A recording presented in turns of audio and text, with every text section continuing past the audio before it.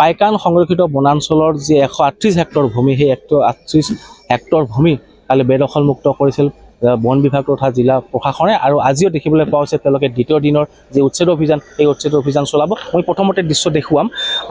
কাইলৈ আচলতে যি 138 হেক্টৰ ভূমিত যি উচ্ছেদ অভিযান চলিছিল সেই দৃশ্য মই দেখুৱাইছোঁ।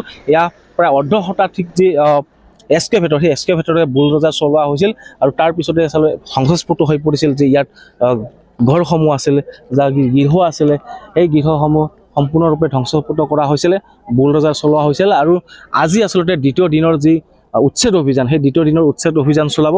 আজি আচলতে ঘৰ দুৱাৰ বুলডোজাৰ চলাবলৈ নাই, কিন্তু আজি এই অঞ্চল আচলতে বিদ্যাপাৰা বেতবাৰী অঞ্চলত যিসমূহ উচ্ছেদিত অঞ্চল আচলতে যিসমূহ নাৰিকলৰ গছ বা তামোলৰ গছ আছিল সেই নাৰিকল আৰু তামোলৰ গছ আজি উচ্ছেদ অভিযান চলাব। আৰু তাৰ কাৰণে ইতিমধ্যে আৰক্ষী প্ৰশাসন সাজু হৈছে। কিছু সময়ৰ পিছতে আচলতে এই উচ্ছেদ অভিযান আৰম্ভ কৰিব আৰু সেই দৃশ্য দেখুৱাই গৈছোঁ যে আচলতে 138 হেক্টৰ ভূমি আচলতে যি পাইকান সংৰক্ষিত বনাঞ্চলত যি বেদখল হৈছিল সেই বেদখলমুক্ত কৰিছিল কাইলৈ জিলা প্ৰশাসন তথা বন বিভাগে।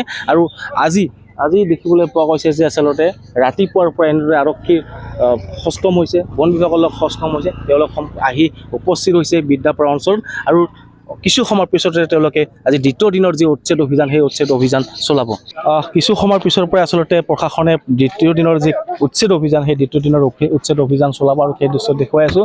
আৰু এয়া যি আৰক্ষী যি বন বিভাগৰ লগত সষ্টম হৈছে আৰু কিছু সময়ৰ পিছতে আচলতে তেওঁলোকে উচ্ছেদ অভিযান আৰম্ভ কৰিব। আচলতে যিহেতু পাইকান সংৰক্ষিত বনাঞ্চলৰ 138 হেক্টৰ ভূমি যি বেদখলমুক্ত বা বুলডোজাৰ চলাই বেদখলমুক্ত কৰিছিলে যোৱাকালি, আৰু আজি কিছু সময়ৰ পিছৰ পৰা আচলতে বুলডোজাৰ চলাব। কিছু সময়ৰ পিছতে আচলতে যিসমূহ গছ আছিলে, নাৰিকলৰ গছ, তামোলৰ গছ, সেই তামোল গছ আৰু নাৰিকল গছৰ বিৰুদ্ধে তেওঁলোকে উচ্ছেদ অভিযান আৰম্ভ কৰিব। আৰু ইতিমধ্যে সম্পূৰ্ণ সাজু হৈছে। 6টাকৈ যিহেতু ছেক্টৰ আছিলে, 6টাকৈ ছেক্টৰত আচলতে নিজা যি ছেক্টৰ আছিল তেওঁলোকে নিজা ছেক্টৰত ৰাওনা হ'ব।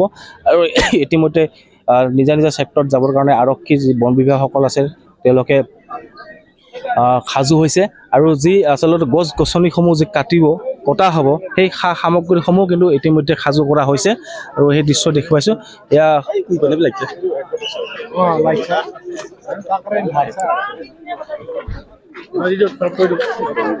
এয়া যি সামগ্ৰী আছিল সেই সামগ্ৰীসমূহ আচলতে সম্পূৰ্ণভাৱে তেওঁলোকে সাজু কৰিছে আৰু ইতিমধ্যে নিজা ছেক্টৰত যোৱা পৰিলক্ষিত হৈছে।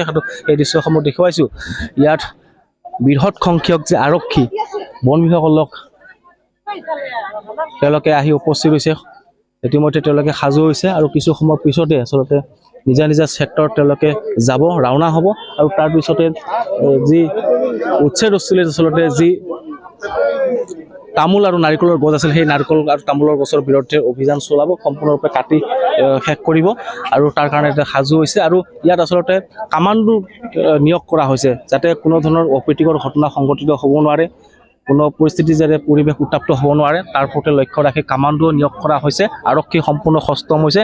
কাইলৈ যিহেতু শান্তিপূৰ্ণভাৱে উচ্ছেদ অভিযান সমাপ্ত হৈছিল আৰু আজিও যাতে শান্তিপূৰ্ণভাৱে উচ্ছেদ অভিযান দ্বিতীয় দিনৰ কাৰ্যসূচী চলাব পাৰে তাৰ কাৰণে আৰক্ষী সষ্টম হৈছে, বন বিভাগ সষ্টম হৈছে, প্ৰশাসন সষ্টম হৈছে। আৰু তেওঁলোকে আজিৰ যি তামোল আৰু নাৰিকলৰ গছ আছিল সেই তামোল আৰু নাৰিকল গছৰ বিৰুদ্ধে উচ্ছেদ অভিযান চলাবৰ কাৰণে সম্পূৰ্ণ সাজু হৈছে। আৰু ইতিমধ্যে যি আৰক্ষীৰ লোকসকল আছে, জোৱানসকল আছে, বন বিভাগৰ যি জোৱানসকল আছে তেওঁলোকে নিজা ছেক্টৰত এনেদৰে যোৱা পৰিলক্ষিত হৈছে।